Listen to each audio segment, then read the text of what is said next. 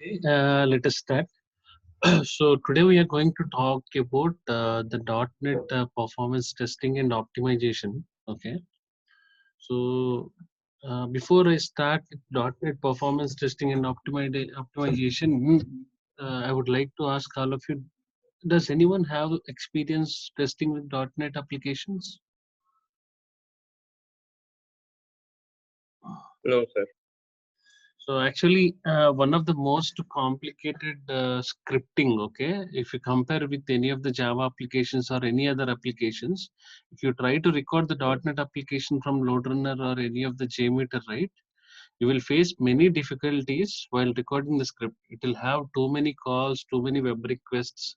It will actually load too much of. There are, I mean, it will load all the different tech stack that has been involved from the client side and server side. Most of the times when we call .NET application, majority of the times the environment that we can have is the web server is always IIS, okay, and the database server is SQL Server, Microsoft SQL Server. Like I told you last time, there is like for Java, there is something called JVM, right? To compile the code, whatever the code that we have written, that bytecode is converted into machine understandable language, and whatever the code snippets that we write, it compiled there, it it performs multiple checks with respect to codes, classes, methods, all the different structure that the language has. And what it will do is it will execute that executable file, and it gives us the output. Okay, but when like for .NET, like Java has JVM, the .NET have something called CLR, okay, the common language runtime, which executes the executables. But the only advantage of .NET is you can write a script in multiple languages. You can write, let me show it to you. You can write VB, you can write C++, you can write in C Sharp. JavaScript is a different thing, and you have some environment where you can write all of them and you can integrate it to some profiling tools. Okay, so testing is a different part. For when you test it, you record some scripts, you execute it, and you have separate metrics and monitors for all of them to monitor how the application is behaving under load. And you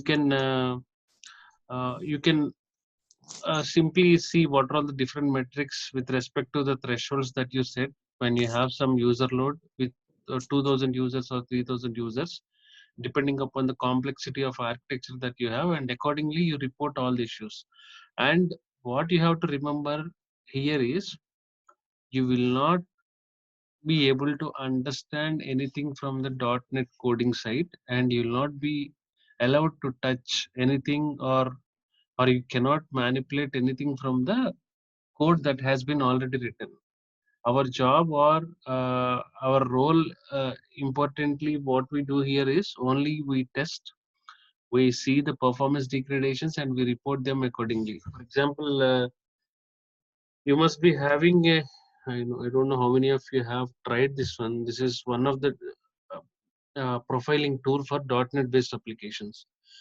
Any profiling tool, like for Java, you have your kit Java profiler, you have App Perfect Java profiler, you have J profiler, J probe, and you have many other profilers to profile your code and to see the utilizations of memory, processor, and to check what each thread is doing, how much each thread is, how much time each thread is executing, and you can track the real-time data. You can collect various statistics of all the applications. Okay, it can be Java by using Java profilers, using a process ID. You can go there, you can take the sampling, or you, with the help of the performance counters, you can collect so much of data for all the duration where the test execution happened. And you can profile any app, like you can profile an app which is running on a VM. You can connect to that app remotely, or you can connect to any of the local app, or you can connect to any of the running app. So you must be you must have installed something called LoadRunner, right?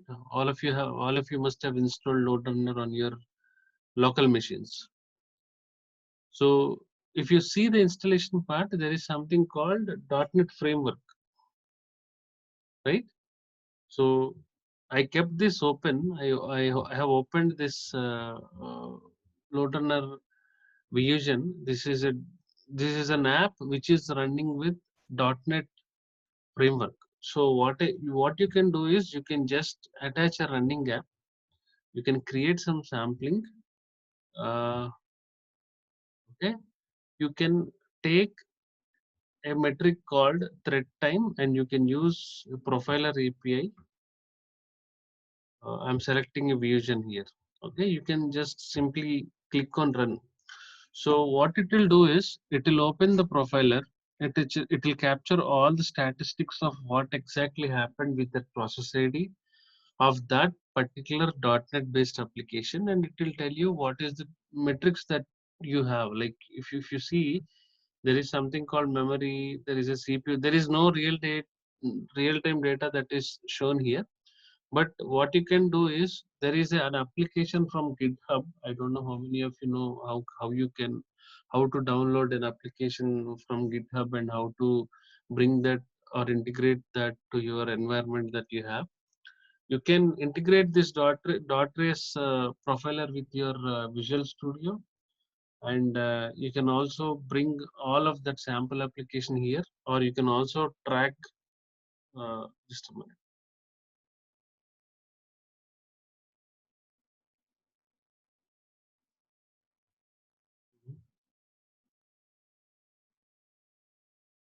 For now, it is not generating any data, but once you stop this one,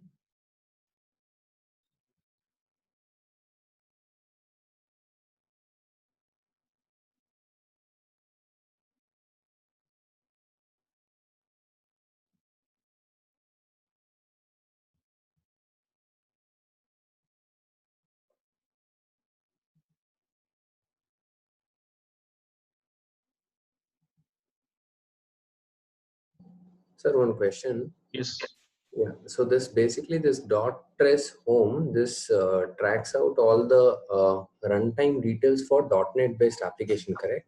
right. Yeah. And the load run that you have actually integrated with this, it is running on a .NET application, and that's why it is actually started as a profiling tool for, and started tracing the details like memory, CPU for that .NET based application, where scripts are running from load runner. Am I correct? Right. No, no, I haven't. Okay. There's a lot of background noise. So what I'm trying to tell you here is I am trying to profile an application which is running in .NET. Even if you take the loader instance, right, whatever you have installed the loader Vusion controller and analysis, to run all of them, we need .NET framework, and this .NET framework is already installed as a prerequisite when you try to install this loader. If you want to check the performance of your application, there is a situation where we have tested all the HP applications. We have already tested, we have already done performance testing some 5 to 6 years back on HP Quality Center and HP some other tools, OpenU, Service Manager, and all. When we tested all of them, those are all .NET based tools actually. For all of them to run, when you try to run all these tools, or when you try to install all of them, you need the .NET framework.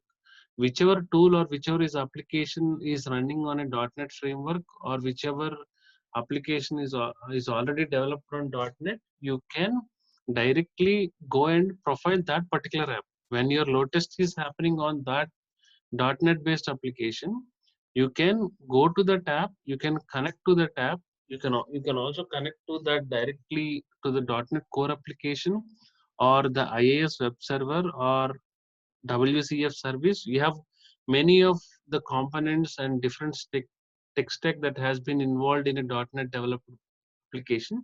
So you can connect to any of the type, the tech stack type, and you can start profiling. So what it will tell you is, uh, Is this one? Closed it. Okay, let us go with this one.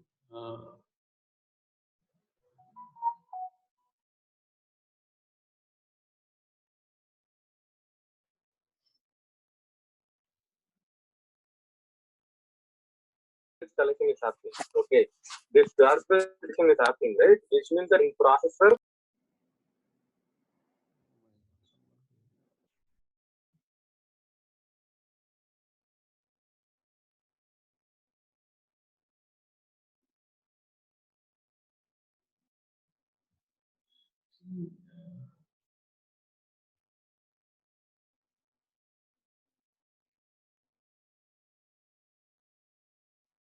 Cancel it.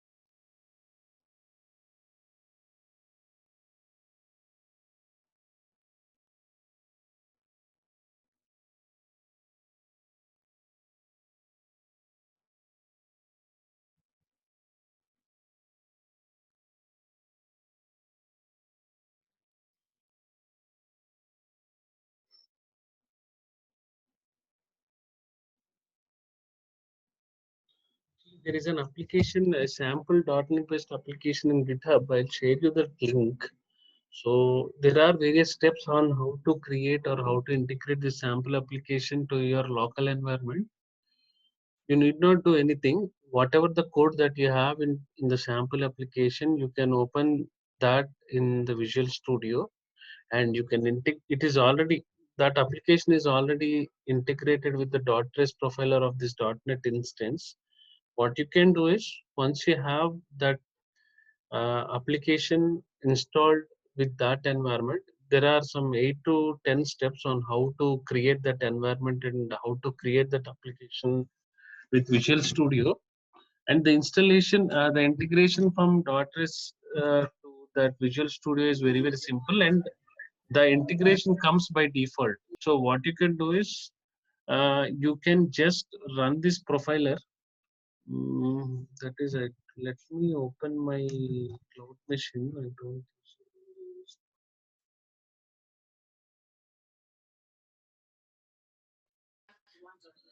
And mostly in another 1 or 2 days, I'll be giving you two machines on slot basis. where I have this Oracle database installed. Okay, you can directly go to this machine. Yesterday I have installed this Oracle 12c server. There are few scripts, you can run them, and you can generate AWR report, ASH report, and ATDM report.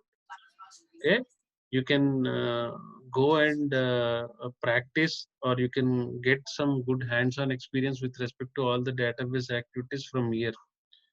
You see this top sessions, PG advisor, memory settings, everything. You can go here. I have installed. I'll share you the machine details with Kumar sir, Anita ma'am will share it to you. You can go here. I'll I'll share you the path of the scripts where I have uploaded. You can go there and you can start practicing. In the same way, I have already given this J profiler, your kit profiler, and app perfect.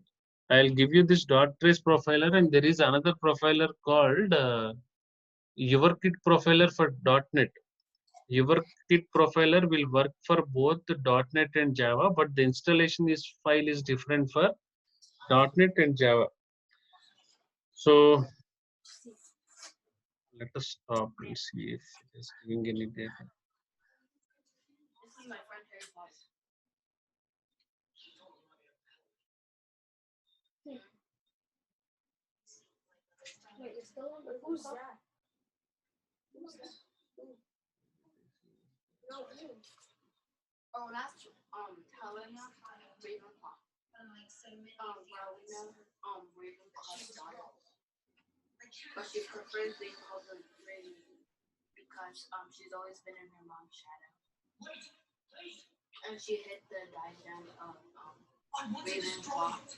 It is not.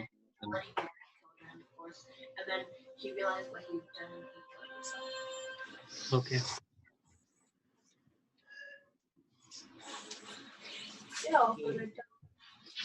So I'll share these slides as well, but do not share this PPT with anyone because this is an TCS confidential one. Okay. And if you go back and see what are all the different bottlenecks that you see in, performance .NET performance testing, database bottlenecks. The first thing every time you see in any of the Java application, the first question that comes. We are losing your voice, RK. We are not able to hear. No, no, I am getting a lot of disturbance. Can all of you place your call on mute?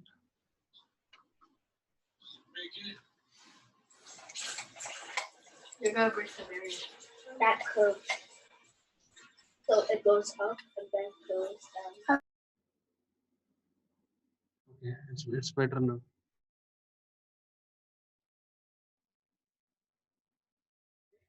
What are the times when you? Is it better now? Is my voice better now?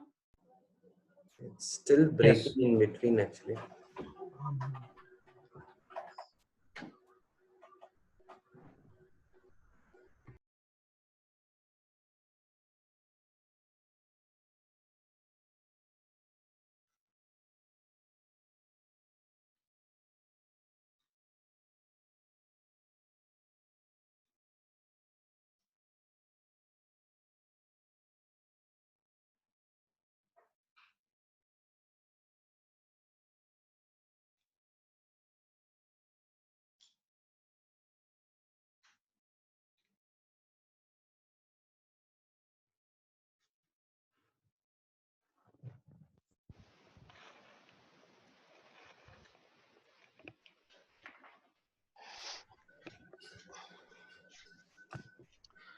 Hello. Yes, RK. Is it better now? Yeah, it's better. Thank you. Thanks. So, see, if you take any application, it can be Java or it can be .NET. The first thing that you see is a high response time. Okay, the most common and regular complaint about any website or any web application is like I'm seeing an high response times, or it is always being said that the web page is very slow. And if you go to the second part, we always worry about something like CPU utilization, memory utilization, and etc. etc. So when we see, forget about Java first. We will talk about only .NET.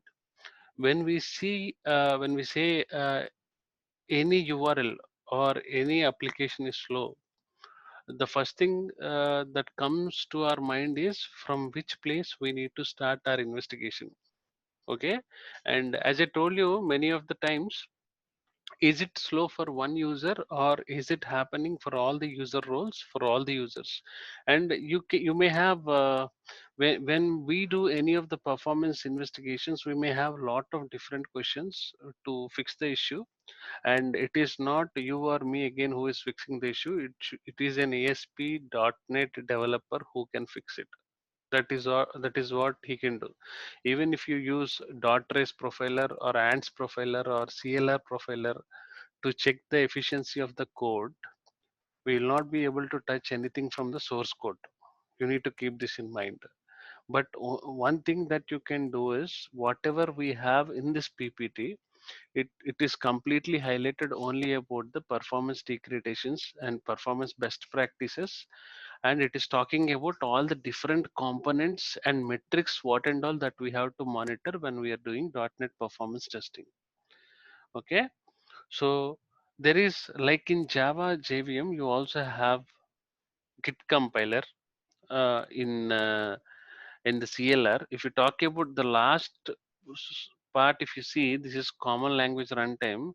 It will take all the files. It will go. It will make necessary checks. This is the framework that is being used. If you talk about all these things, you may not understand what it will do, but at a high level, the framework will take as input whatever the language that you write. It will take all the files as an input, like in JVM, it will the binary, the class libraries will do the security check, or it will do the threading allocation, it will do the memory allocation. Like in JVM, you also have something called garbage collector in CLR, and you also have heap, and you also have generations in the heap that you have in CLR. You will not have so many Eden space, younger generation, older generation, meta space, survivor 0, survivor 1, where they're together called survivor space. You will only have three generations, that is called Gen 0, Gen 1, and Gen 2. Okay, Gen 0 is a very little portion of the total heap, and generation 1 is some bigger portion, some 30 to 40 percentage of the memory allocation, and Zen 2 is it will be the more amount of memory will be allocated to generation 2 in the CLR heap. The reason is because the long lived objects will be promoted there and they lives there. It works same like JVM, but you will not have so many memory allocations. You will have only three memory allocations. One is generation 0, generation 1, and generation 2. And there is a garbage collector. You will not have so many garbage collections like minor, major, full GC, all. I mean, like we have in JVM, we'll have one GC. Every time that kicks in, that comes in, whenever the objects are full, it comes in, it will reclaim the memory, and it will remove all the unreferenced objects which are no longer being used or referenced. So we'll talk about all of them, and there is, we always need to worry about the most of the time that has been that has been spent in Git compiler, uh, and majority of the times you always have issues with view state. Anyone of you know what is view state? It's a .NET, ASP.NET state management mechanism. What is that view state? It's we can see that in our load runner script when we record for ASP.NET application. It's like a main session management variable used for maintaining the state of the pages when we navigate from one page to another page. Right. Even if you see, I don't know how many of you have worked on these .NET based applications, you will be correlating two unique values when you performance test or when you work with .NET based applications. One is view state. If you don't correlate that value, you will not be able to, you cannot pass the script. The script will always fail. Okay.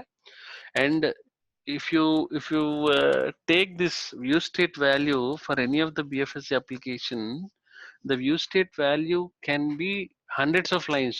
I have seen some view states which are of 200 lines or 300 lines. So do you capture all the value from that view? Do you capture all the view state value which is of 200 lines, 300 lines, and then try to find out in the response file? You cannot do that, right? So even when you correlate it, when you have a large view state with 200 lines, you will be copying some 2 lines of that view state value randomly, and then you try to find it. That is how we used to correlate it. So most of the times, having larger view states is always a problem. When you have a larger view state, okay, the page rendering and the loading of all the elements in a page and the response time of that application will have a very high impact. So most of the people, they don't enable this view state. Instead of having a large view state, they will have a very small view state. And if they think, the development team came to a conclusion that the view state is no longer required for our load testing, then we can enable this view state. Even yesterday, when I tried to download one of the application, sample application, I downloaded a file called web.config. Whatever the changes that you do in a .NET application, you do all the changes in web.config file. I'll tell you what changes you will do in this config file. Okay. If you want to enable view state, or if you want to disable view state, you will go to this web.config file of any .NET based application, and you will change the you will make the necessary changes. And if you take any of the .NET based applications, 50%, 60% of the issues that you always see are the database bottlenecks. Okay. And in any of the load balanced infrastructure where you have too many transactions, when your load is continuously increasing, and you can add more and more number of web servers to scale linearly, but you cannot add more database servers. That is the problem. For example, what is the ideal utilization that you can have on a database server? You are running a load test. What is the when do you come to a conclusion that, okay, this is working as expected? What is the utilization? What are the good numbers that you can think of in terms of database utilization? It is 20 to 30%, or 30 to 50%, or 50 to 70%?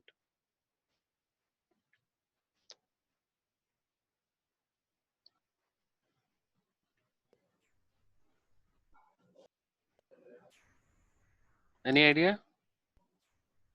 50 to 60%. Hmm. Anyone? It shouldn't go more than 80%.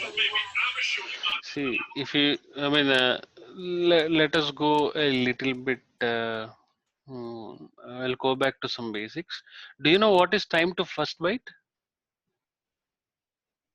Time to first byte is like from the time when the request is made from client, and it reaches the server. At server side, it gets processed, and then it is the response is sent over the network, and the time the first byte is received. This entire time is TTFB, time to first byte. Okay, so let me talk about few problems here. We are talking only about .NET. Forget about the remaining issues. So the first problem is always a slowness. It can be from the response time. It can be from anything. It can be loading of a web page, or it can be some HTTP 5XX 5XX error. So in case the reason why you get many of the 500 errors are because of you will have too many timeouts. Okay, and the load balancer may not handle the request for a prolonged period of time. You got nothing to do with .NET troubleshooting here. If you have too much of load on your application, and if your load balancer is not able to handle the concurrency of your application with the algorithm that you have selected, if the timeout, you will see many of the timeout errors. Okay, and to identify this timeout error, you need some data. You need to collect some statistics from which place for which request the timeout happened. For that, you need to have some basic to advanced metrics. Even on the load balancer, you need to monitor the load balancer, and you need to tell why this timeout has happened. And to identify many of the performance issues from .NET based applications with respect to possible causes of our slowness in any .NET application, the main reason is it can be because of slow JavaScript. That is why the reason uh, there is a new concept, client-side performance testing has been separated from .NET based applications. If you take any of the .NET based application, it will also consider the client side, the server side, or anything that is there in between the client and server. Okay, most of the issues that you see with the slow JavaScripts, the HD images, the rendering, I told you, right, a large view state. When you have a larger view state, to read all the view state, it will wait for a prolonged period of time, and if you will see a timeout error. And if you have a high view state, to read all of that, to understand the request and give a response from the server in a .NET based application, you see a lot of rendering time and you'll see a lot of asset loading. That means that it will take a lot of too much of download time or too much of rendering time to download all the assets that you have in a web page. And there are different issues from the DNS. Sometimes it will not be able to identify the respective IP. It is like a telephone book, right? It has to identify the respective domain using something called IP address, and it has to bring the response from that respective domain name server. So sometimes even it fails to identify the domain name server, and it will throw you an exception or a timeout. And you can also see the ISP issues, internet service provider issues. You can see the network issue. You can also face some intermittent issues from switches, routers, load balancers, and most importantly, the application code. Okay, you will not be a part of any of the code reviews, but when you try to profile to understand the overhead with respect to CPU, memory, disk, network, everything, you need to use a profiling tool like this to scan your application code, to profile your application code, and you can find out many of the metrics like how much each thread is taking, how much time each thread is executing, how the thread cycle is working, and how many different threads are blocked or it has deadlocks. You can see all of them there. And you can also look at some third-party services. Third-party services can be many in .NET based applications. Even you have third-party services in Java based applications. Okay, and the last part is the SQL server. Again, when I say the SQL server, depending upon the complexity of your code, the infrastructure, uh, you will see a lot many SQL server issues, especially with the stored procedures and SQL queries, long running queries. And to drill down or to optimize all of them, you need to use a SQL profiler uh, for all the queries, and accordingly you need to understand which one is a slow request. And you again, I told you in the Oracle, right, you have an optimizer which is a heart of SQL processing engine. It internally optimizes the performance of a SQL query, but there is some manual intervention required to take care of a query, and we need to ensure that that query is not taking too much of time. If a particular query is taking too much of time, then it will definitely impact the performance. As I told you, uh, for every transaction, we call it as a transaction in performance testing. uh, for every transaction, you log in, you click on something, you open a record, you search something, you book something, you make a payment. Every transaction is a query. Okay, and many transactions are done by n number of users geographically, and each time a user is accessing the application or making some transaction, every time a query is executed, you will have lakhs of queries which will be executed millions of times in a 24 hours time frame. So if any of the single query, okay, which is a high priority transaction, is taking too much of time, that will be a very big bottleneck, and there is a lot of possibility of showing a very negative impact on other existing functionalities which are already working fine. If some transaction is showing you some excess delay, or it is giving you some high response time, it means that it is also stopping other resources, or it is also giving some negative impact on other existing transactions which are already working fine. So in that case, you need to look at all these metrics, and when you start your investigations, you need to use some performance profilers or SQL query execution plans. The reason why I'm telling you repeatedly about SQL queries and storage procedures is because, for example, let me write here. You have a web request, okay? You have a web request which is taking 100 milliseconds. 100 milliseconds is nothing but 0.1 second, right? So, and you have a SQL query, sorry, which is taking 5 seconds. Okay, if you try to calculate the total processing time, let's say that response time, the total time taken for a web request and the total time that has been taken to execute and to run this SQL query is 5.1 seconds.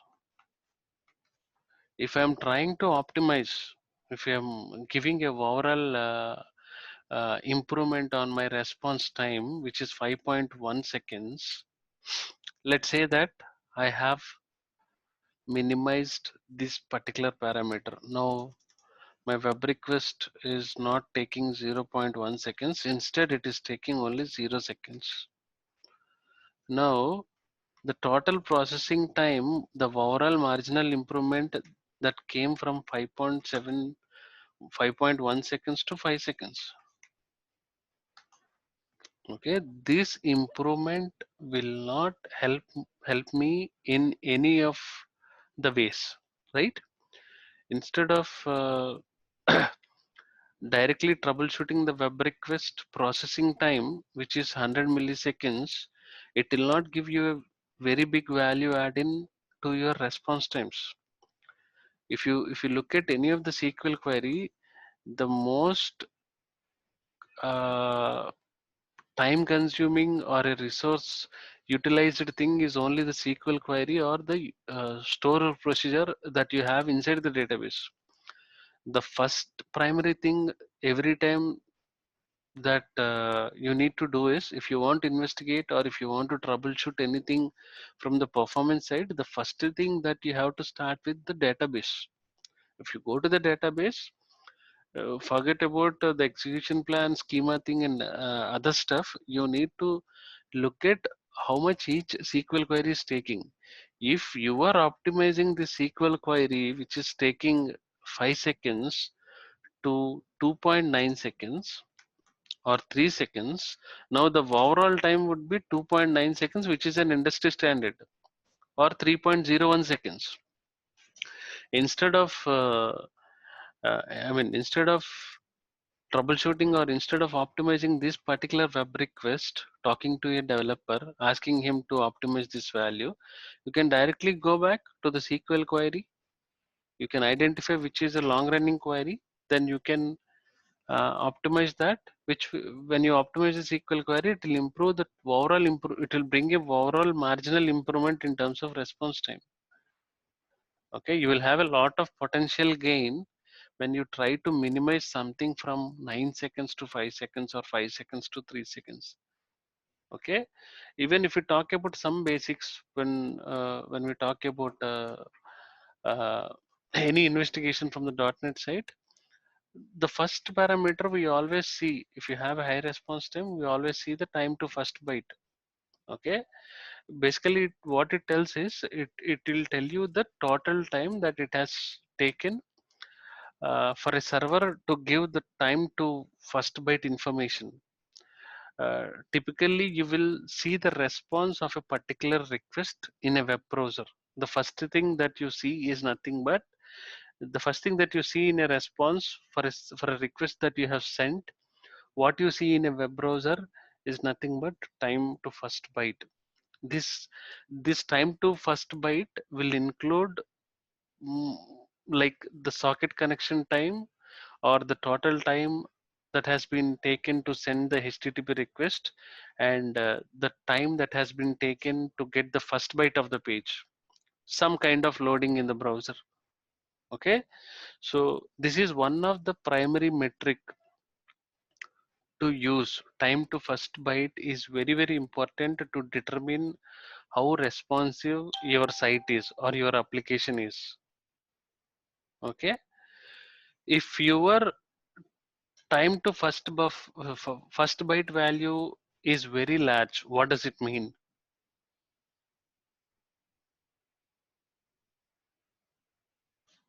Anyone?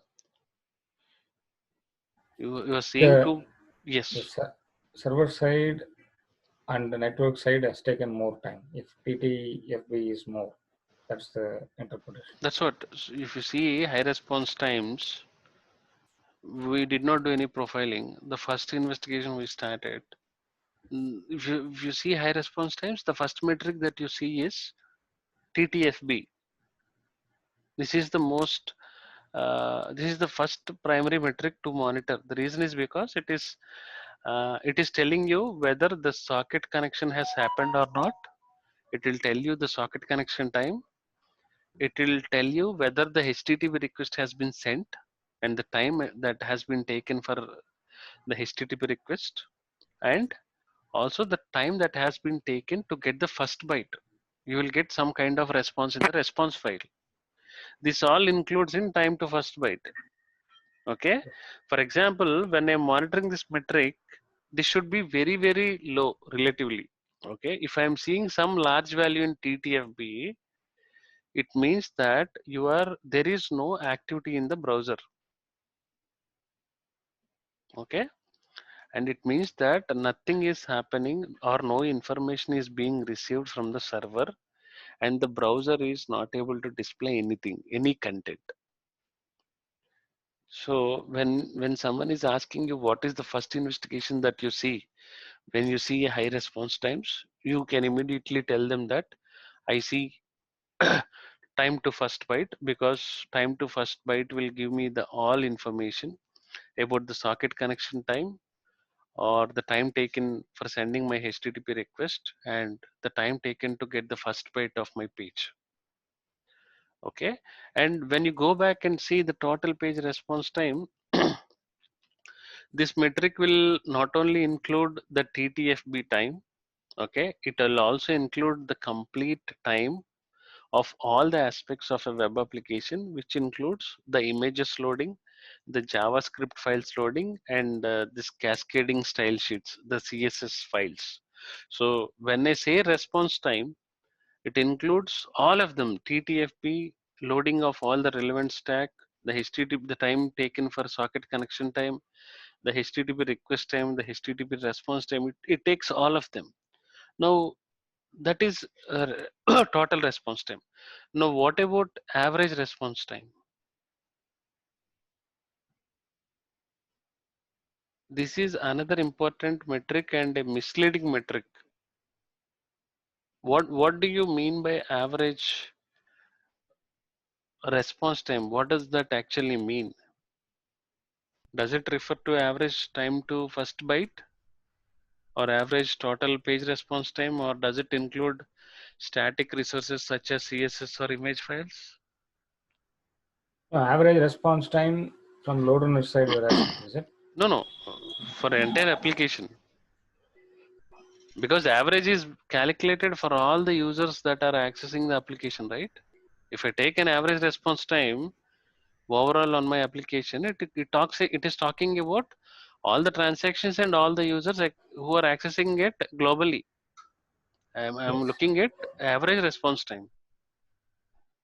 If I take the maximum can be up to 128 seconds. I am not considering it. It can happen from any of the country, from the globe. It can happen from Ukraine for one user because of his data center can be down, or his server can be down, or his ISP is bad, router is bad. Can be of many reasons. But when I look at my application performance, I worry about something called average response time. What does an average response time mean? Average response time includes the time to loss buffer, right? TTLB. Okay. Because the client sent a request and it has been processed and it has been sent over the network, and till the last byte is received at the client side, that is considered as an average response time. Let us say that, let us put the question this way. I have an application. Now my application is slow. My .NET application is slow. And it can have a number of reasons. It can be because of slow JavaScript, slow rendering. I have some DNS issues, ISP issues, or I have some issue with the application code. So some load balancer issues, web server issues. There can be many of the reasons. Now I'm straight away looking at my TTFB, then my total response times. Then now I'm looking at my average response time. What is that I understand from my average response time now? To go ahead with the remaining investigations on my .NET slowness, .NET application slowness, what does that I understand from my average response time?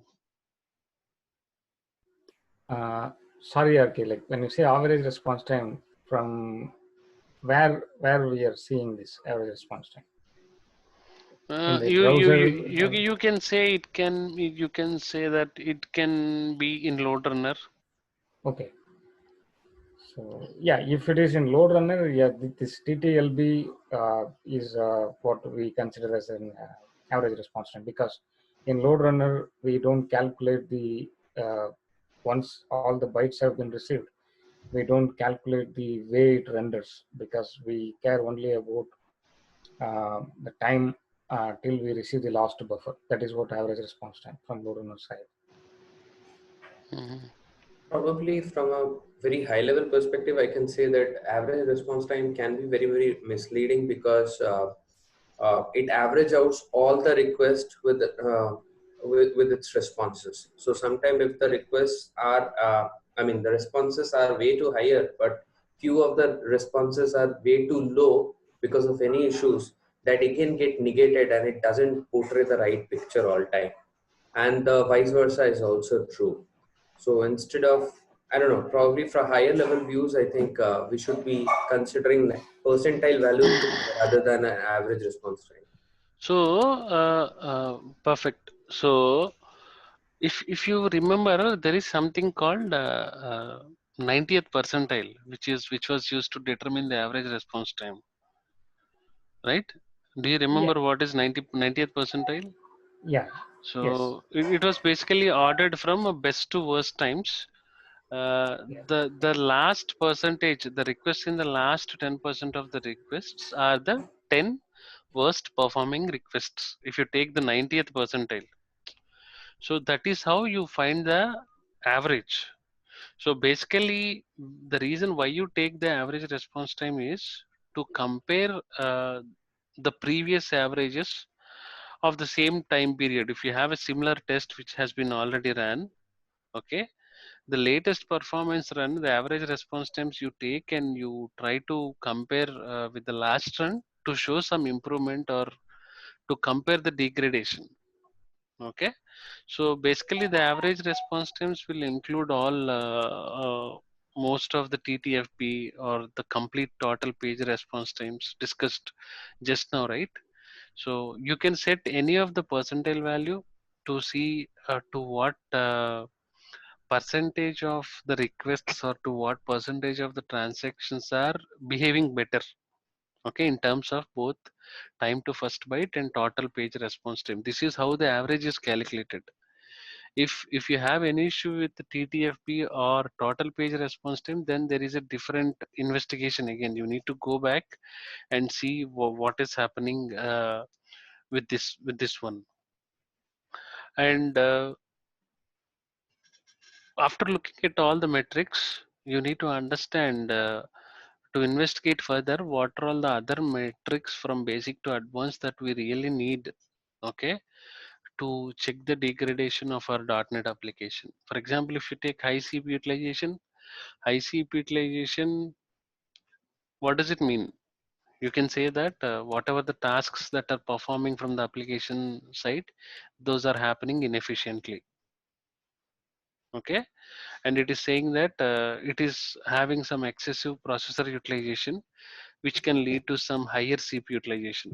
You can have multiple processors in it, and there can be one processor. If you have four processors in a CPU, and there is one processor which is having some aggressive behavior, which is continuously taking your CPU utilization to 90%.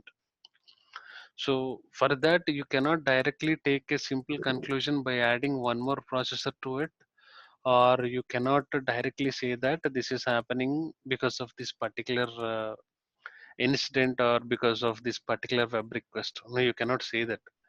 So, and even the same thing with the the high memory utilization. High memory utilizations, uh, it means that the resources are not being utilized appropriately.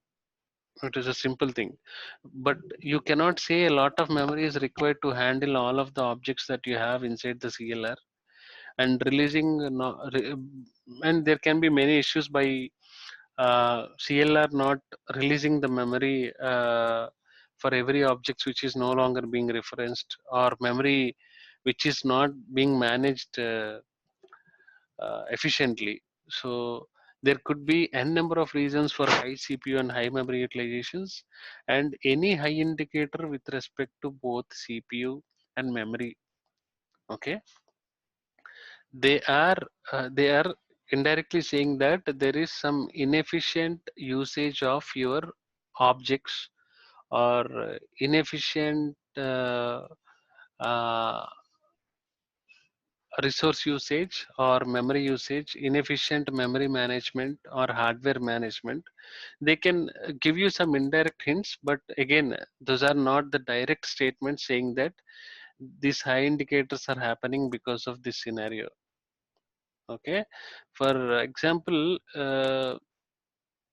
system performance will directly get impacted by something called CPU and memory utilization. If your CPU and memory utilizations are increasing, the response times will increase.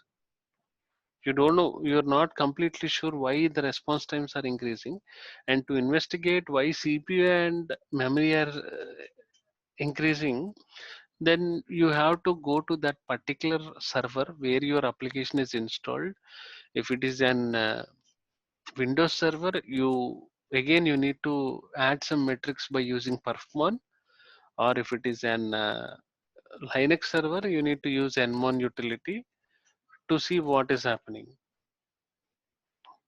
Okay, so here if you look at the framework, there are let's say that if someone is asking you what are all the design considerations and browser considerations that you have done from your side, You, even if you say that efficient exception management, no one from the performance testing or engineering side knows what is an efficient exception management from the .NET. It is not really necessary to know all of these areas, but there are some .NET performance design considerations which are applicable to the .NET developers, development teams. Okay, efficient resource management. What is efficient resource management? It is saying that all the resources or all the objects that you write as a part of your code, it has to make use of the resources efficiently. It means that it has to make use of the memory in an efficient manner. It should not give me any memory leaks, or it should allocate the memory accordingly. If you remember, I told you the concept called nullifying the reference variables, right? Do you remember? Yes. The nullifying reference variables is nothing but you have different references: phantom reference, strong reference, weak reference from the development concepts. So if an object is survived for a minimum of some minor GC cycles, it gets promoted.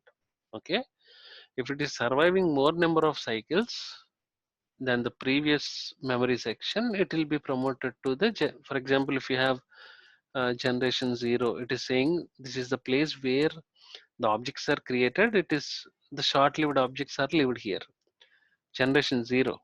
Okay, generation 1 is basically the objects which are promoted, which has survived some minimum number of GC cycles in generation 0, they get promoted to generation 1, and this is collected less frequently than generation 0. And whichever the objects are survived from many, after many cycles of minor GCs or something, which are called long-lived objects, they promoted to generation 2.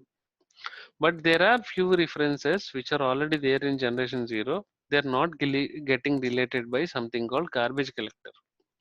So when he is saying that efficient resource management, he has to write a code in a way that all the objects are not creating any of the deadlocks, are not creating any of the locks.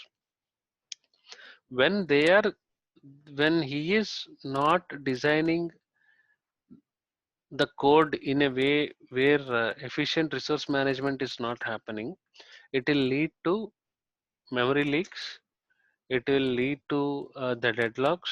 You will have blocked threads, you will have waiting threads. When you have blocked threads and waiting threads, that is the solution for high response times. If someone is asking you what is the reason for high response time, you have so many waiting threads. Why are the threads waiting? The design of the code is not appropriate. I told you, right? If you remember one important point, if there is a deadlock, can we directly eliminate a deadlock? Can I directly go and delete that thread? Can I do that? No. No, we can't. What is the solution for that? If you have a deadlock, The coding has to be redesigned so that the threads doesn't get logged and the resources doesn't get utilized and blocked by a certain thread. right? Um, there is no straight point to eliminate the bottleneck directly. We cannot directly delete that particular thread.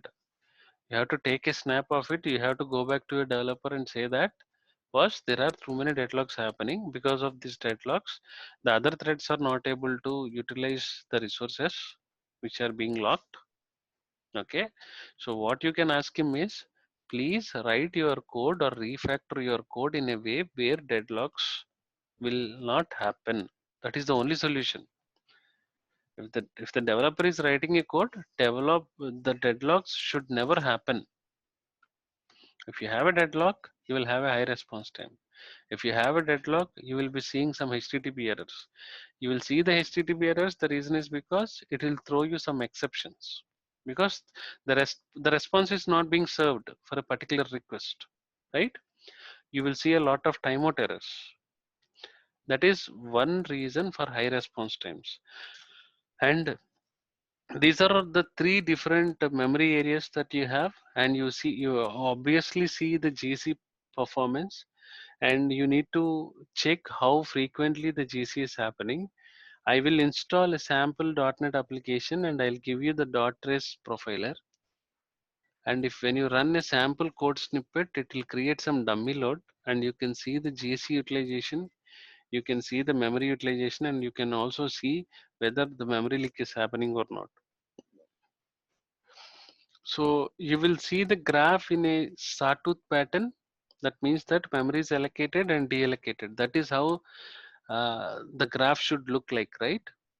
If you see a sawtooth pattern in your heap graph, it means that the memory is getting allocated and getting deallocated. It means that it is freeing up the memory. The garbage collector is coming in and it is freeing up the memory for all the objects which are no longer required. Okay. So these are all the considerations, and most importantly, after using the dot trace profiler to see the application profiling, the code level profiling, you need to go back and see the web server tuning. Okay, the web server tuning is nothing but every time you will use only the IAS server as a web server in .NET based applications. You must have seen no infrastructure or no .NET application will use any other web server other than IAS, right? And most of the .NET performance issues and other scalability issues in common that you see are the memory misuse. Most of like in Java, it will create too many objects and it will fail to release the resources, which can lead to increased working set. I'll tell you what is working set. When the working set, see, there is one direct bottleneck that you can explain in your interview. Okay, that is nothing but, for example, I have too many objects that are created. Can you tell me what is the next step?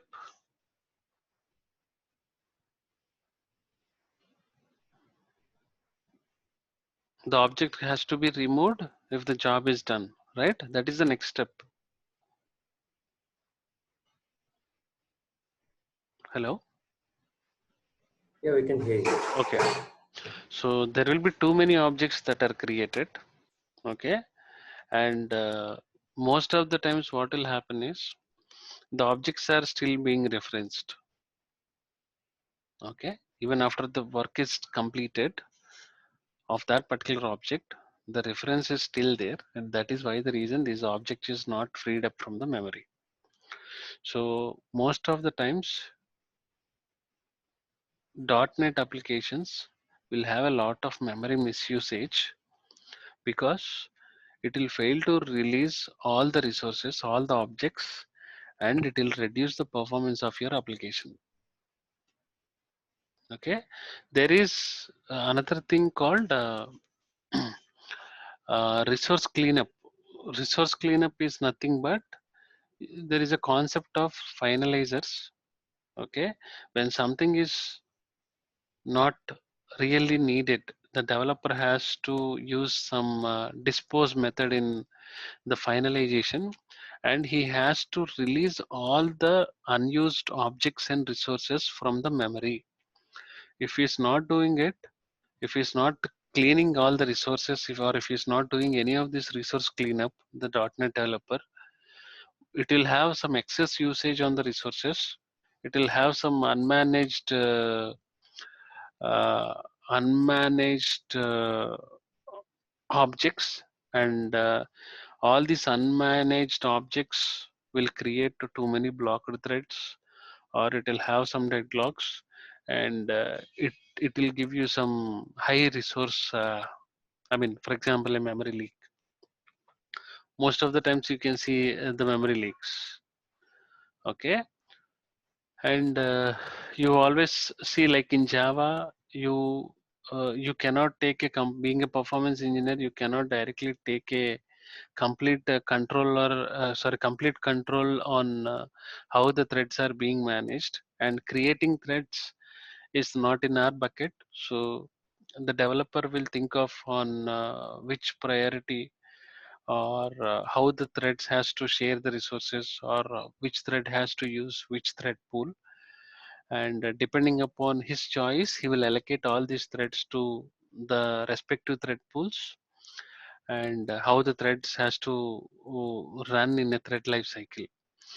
So you see various bottlenecks from the server side because of this threading issues, and you have to monitor all of them only by using a proper APM tool what is happening to these threads.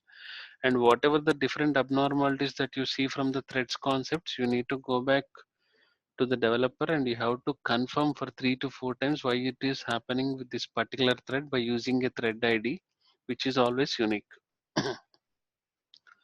Okay, so and there are various metrics. Okay, you can go back and see this is an IAS architecture. This is not really required.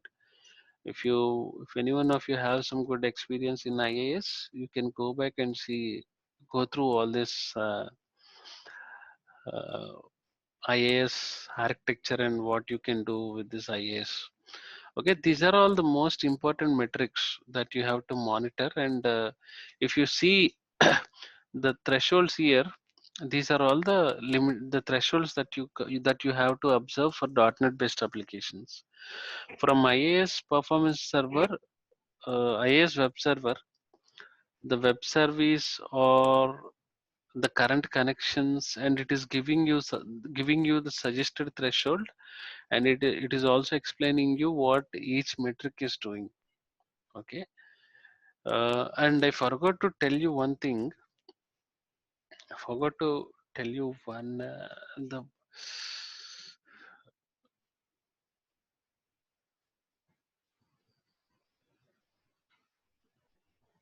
okay, when I say the CPU utilization, right?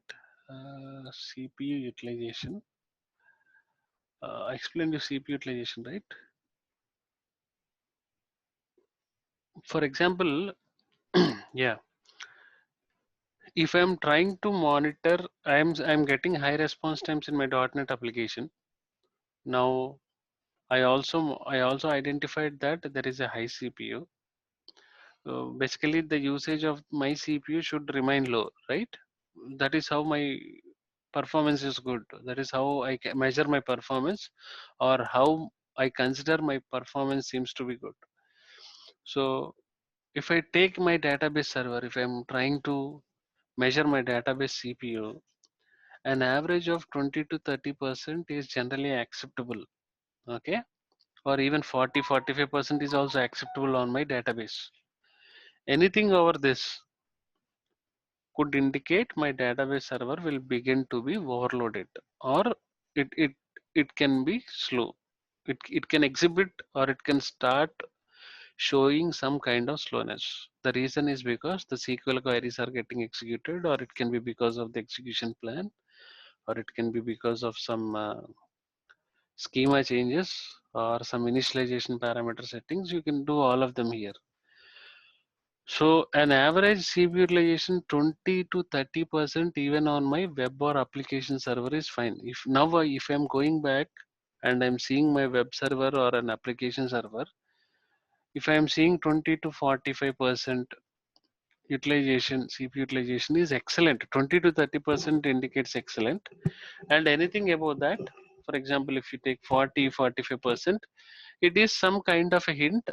It can give you, and it can start giving you some kind of slowness. When you see 40 above 45, it means that now, from now on, you will start seeing the degradations. It is an indication like that.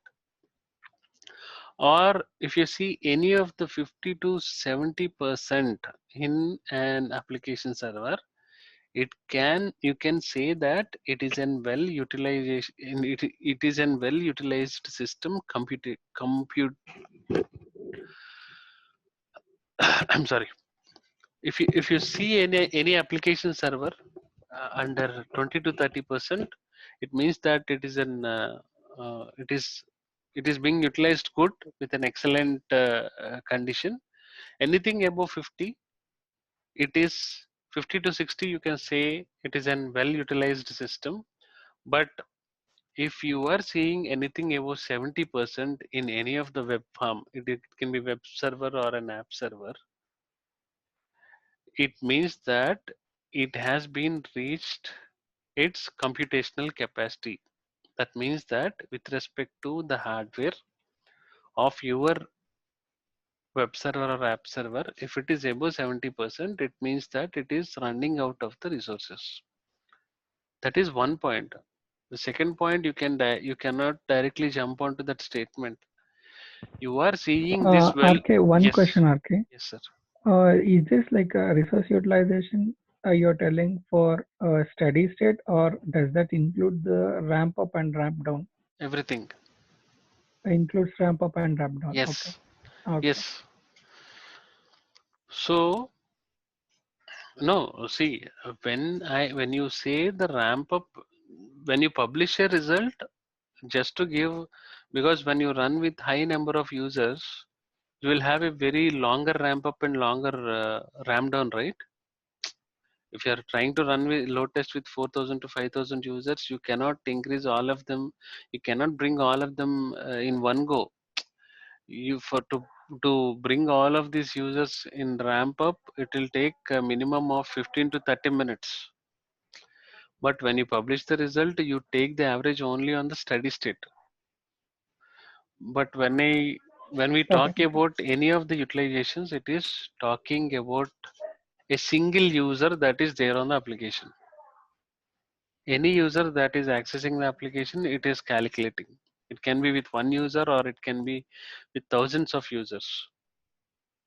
Okay, so adding a web server or application server is very simple. Horizontal scaling or vertical scaling with respect to the server garden, you can add web server and app server then and there, but adding a database server is very difficult.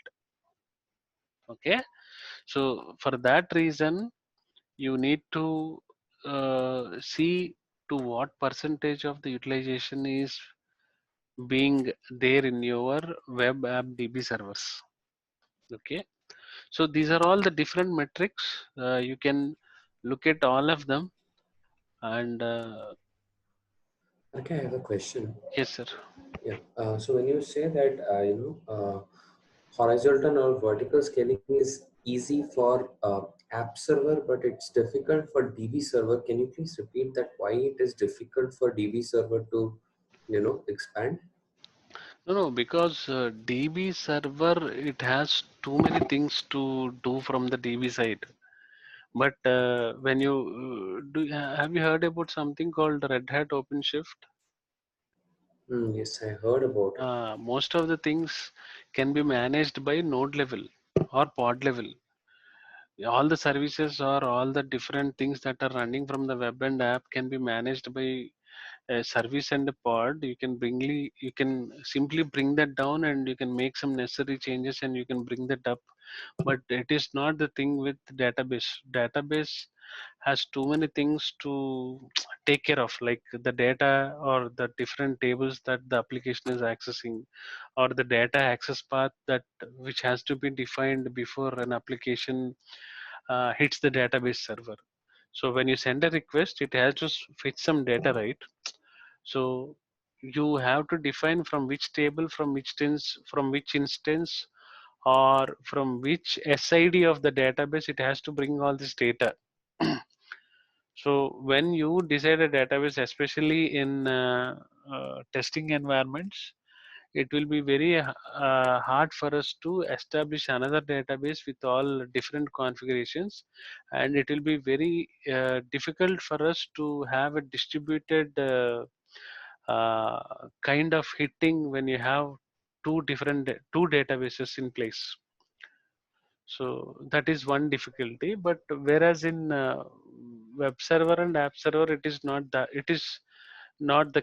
It is not that case. It is it is like creating another cluster or another node, or creating another instance. It would be much more easier when you compare it with database.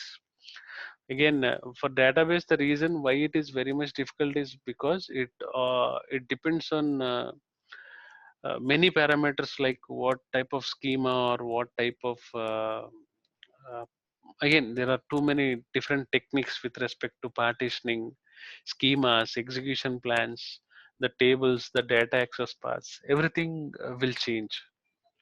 So you need to configure again all of them to the application, to your environment. Then again, you have to start your testing. Agreed. But one more side, I'm not sure, but most of the cases for larger systems, we don't only operate with single DB, right? We do operate with multiple DBs there also, and the and table and schema structure, and it's basically the DB is distributed there as well, right? So That actually depends upon how much volume of data that you're testing. So if you have 3 lakhs of records for 1 hour, you will not, one database will not be sufficient for your load testing. But for all our staging, I mean, which is 1/4 of our production need, production capacity, you will not, if it is Oracle, you will not need more than one database, because my Oracle database is now having 128 CPUs with 512 GB RAM. That is a test environment which can accommodate up to 2 lakh users. You cannot really work with 2 lakh users in a test environment. Even I don't, we will not, no client will be able to buy 2 lakh users license first of all. So you really know, you, I mean, but again, when you talk about the production instances, you will definitely have too many databases. For example, the current client which I'm working, BMW, is having 18 databases, 18 Oracle databases in production, which is supporting some 130 plus applications. So the production is completely different. But when you compare, when we talk about the testing environment, it is a single environment which is so-called three-tier architecture. If it is not Dockerized, or if it is not an SaaS instance, or if it is purely an on-premise instance, you will have a one single three-tier architecture where you will be doing all these end-to-end activities in one single place. And again, it depends on the complexity of your scenarios on what you are testing. It is not always that we can have only one Oracle database server, but Oracle database server, it is now, any of the VMware vendors are giving one single server with high configuration. You can, if you want, you can also break that server into bits and pieces, like 128 CPUs each of them, and you can make 3 Oracle database servers. But when coming to the test environment setup, you will face a lot many challenges. You need to distribute the load accordingly. You need to take care of all the, you need to have this load balance algorithm where it has to distribute the load equally to all the database instances that you have, and you need to upload all the data in all the 3 databases.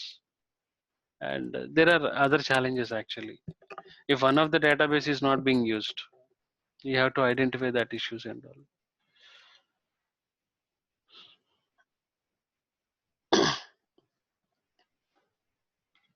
Okay, so this was the path that I'm talking about. You can directly go to this Windows server. You can access this machine config files. Okay, this is where you can set the maximum number of connections, or the minimum, the working threads, or the number of CPUs. You can give all the required thread settings into this machine.config file. Okay, you must, if you remember, I, I showed you, right, where to set this heap settings and all. I did not show you.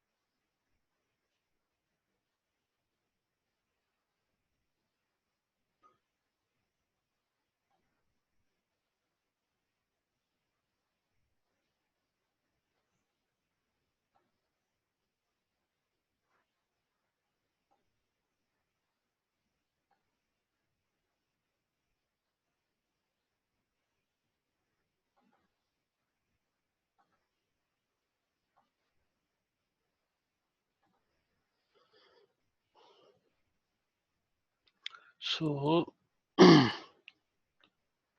this is a file called 1 minute.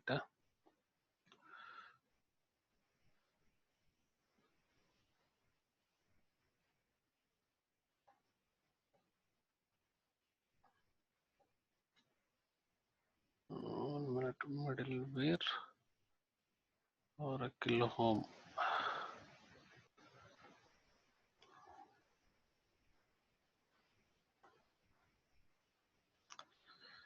User projects, domains, base domain, bin.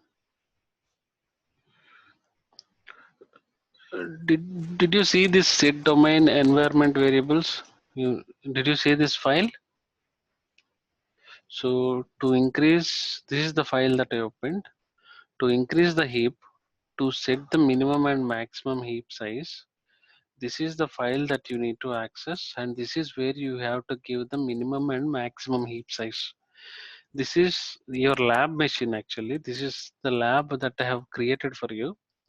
This is where I have uh, deployed the application that I have told you in the WebLogic server. Okay, so I'll tell you where you have to give these values.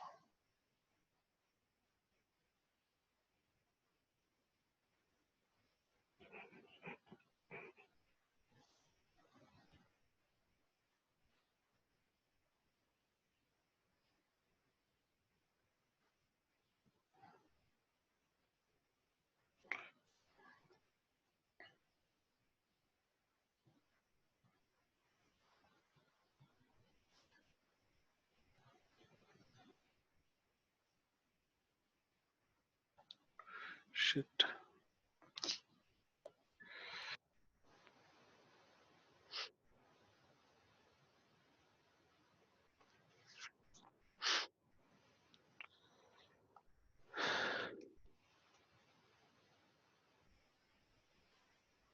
Okay, these are the values that you need to set actually. If you want to set the XMS and XMX for a 64-bit machine, you need to set this value. If I can give 512 and I can also give 1024. This is where you need to set your heap value. Okay, and this is the application that I have selected, that I have given it to you, the war file that you have to deploy on your WebLogic server. So this is the application. Once you go to this war file, there is a file called IAQ properties. Okay, once you deploy this application into the WebLogic 12c generic installer, you can you can connect this application with any of the database. If you see here, you can connect this application from WebLogic to MySQL. Okay, you can connect to Oracle, you can connect to MS SQL, you can connect to IBM DB2. These these parameters are commented. You need to uncomment here, and you need to give the URL of this JDBC driver, username and password with port and SAT of the Oracle instance, and you need to give the data source URL. Okay, you need to give all the details. When you give all these details, right, what will happen? The application, that the war file that you deployed on this WebLogic will get connected to the Oracle database, which is already installed on the other machine. Got it? So this kind of configurations will be very difficult when you have multiple databases with one single application. With one application which is having only one web tier or one app tier, it will be hard for you to do some configurations to multiple databases.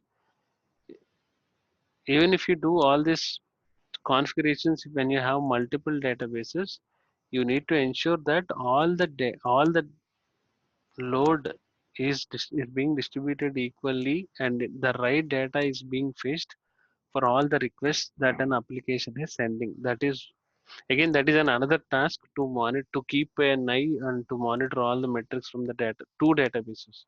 You have to monitor both the databases simultaneously, right? And this is like in WebLogic for .NET application, you have a file called machine.config. This is where you can directly set all your threading configurations. You can directly set all of them. You can. I already told you, right? If you want to uh, disable your view state, you can directly go to web.config. In that, you need to go to machine.config file, and you can directly give this value enabled view state to false to disable that view state. Okay, so this is how you can disable it. But again, majority of the applications will not allow you to run a load test by disabling a view state. All the stakeholders will ask you to enable the view state and they have to run this load test. The reason is because whatever the time, the highest amount of rendering time or download time, that will be spent only on the view state.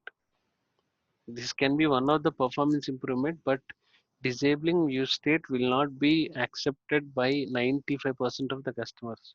Every time you run a test, you need to have this view state enabled and you have to run the test. You don't have any other option. Okay, and these are all the metrics. I'll send you this slide. Okay, these are all the metrics. Whatever the suggested thresholds that are mentioned here, you should have that metric, that value. If any of the value is changing other than this, it means that you have a bottleneck. Okay, and there is no specific direct statement. If you can fix this, you can improve the performance of this particular instance or at this server. We don't have any direct conclusions or direct recommendations. When you have any issue again, you have to go back and you have to investigate all the layers again, like in Java. And tomorrow we'll talk about the connection pool settings, and tomorrow we'll talk about the SQL Server performance tuning. Okay, .NET SQL Server performance tuning. And all of you, please install this dot trace. And my request to all of you is please don't share this slide. Okay, this is a COE slide, and you cannot remove this TCS logo here. Please do not share it. There are some practices mentioned here. We also have another one, another E2, which is not really required for you. And there is one other document called .NET. Yeah, it is good if you can take a printout. This will be around. This is not for you actually. This is for the performance actually. This is not. This is for all the .NET developers. If you go back here and if you see all this information, it is around some 300 or 400 pages. So there are so many things here. But tomorrow we'll talk about one of the profiling tool and how we can do profiling and what are all the bottlenecks that we can identify from .NET based applications. And there are 10 bottlenecks from COE and there are some solutions for that. It doesn't mean that not all of you will face the same bottlenecks. Majority of the bottlenecks that you see from the .NET based applications are captured, are recorded, and the same will be shared to all of you tomorrow. Now, you have any questions?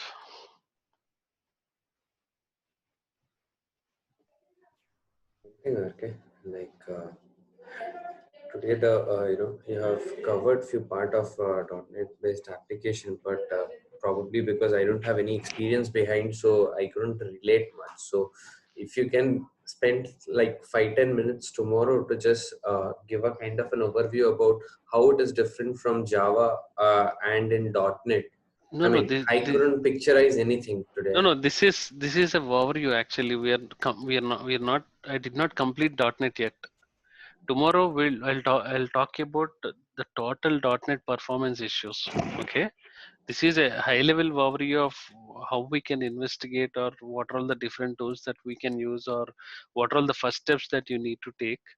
But again, I'll tell you what is that exactly you do in a .NET performance engineering.